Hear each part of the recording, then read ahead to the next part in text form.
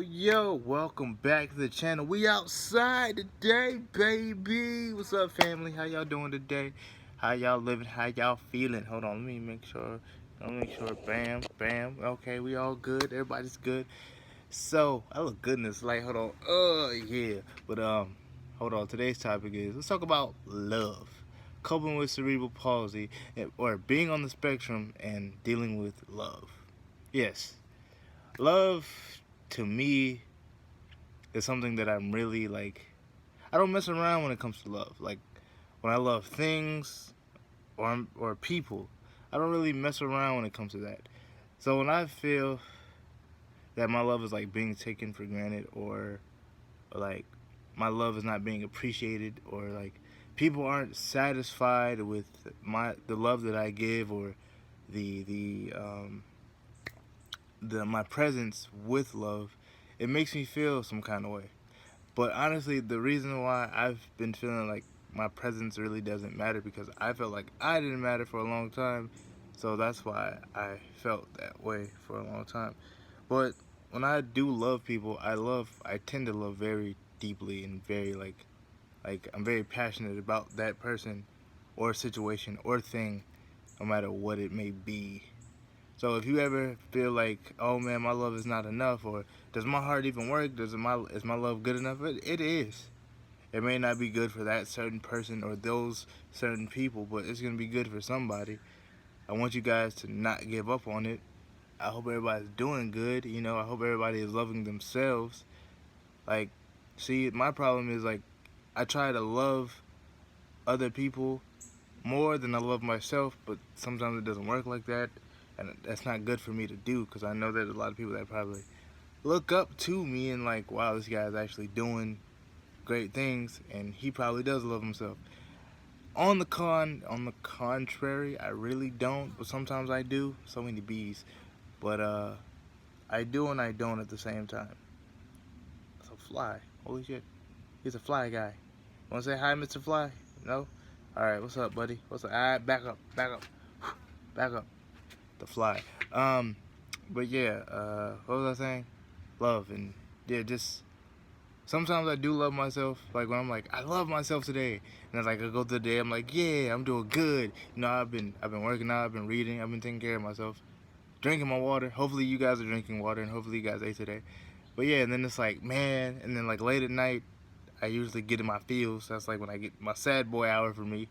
And I cry. I cry a lot, but mostly on the inside. Cause like the last person that I loved with all of me and all of my being, I felt like, and after that ended, I felt like I died on the inside.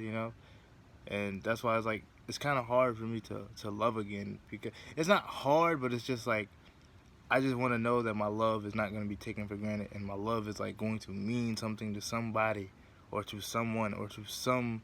Like, I love this YouTube. I love doing this. I am very passionate about doing this, and I just want everyone to have the same love and passion for themselves and for other people. And as the saying goes, hurt people hurt people.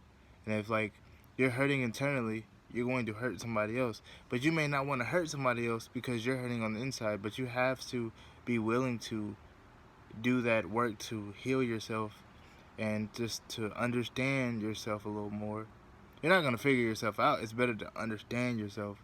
I mean, you could figure yourself out, but sometimes it's like, if you had everything in life figured out, what would be the fun in life?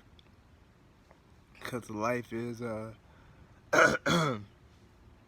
life is a journey that you go through, and you have to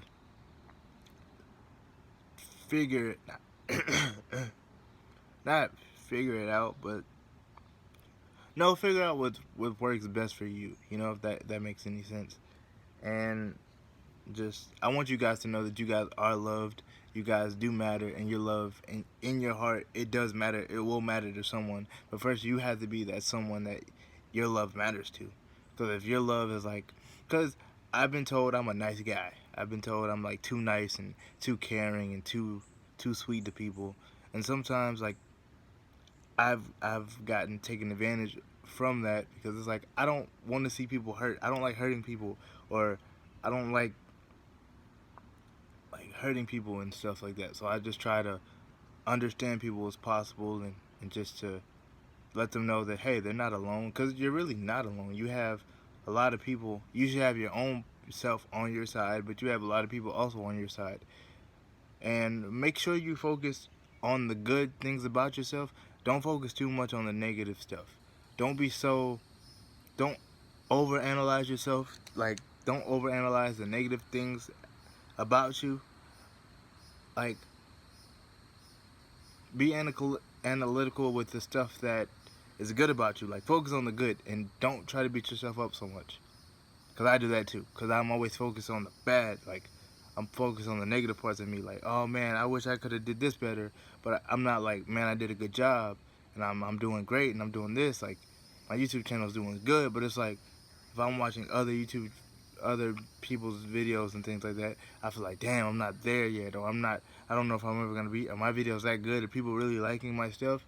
But I have to understand that I have to just focus on the good things in my life and the good things around me and the good things that are happening to me. I can't really just focus on the negative, and that's been my problem my entire life.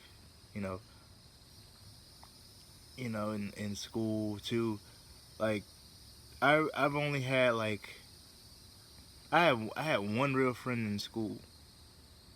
His name is Mally. Shout out to my brother Mally. He's helped me through a lot of things, and make sure you have someone that you have a group of friends, a group of people that help you through your toughest times, because he's helped me through a lot of things.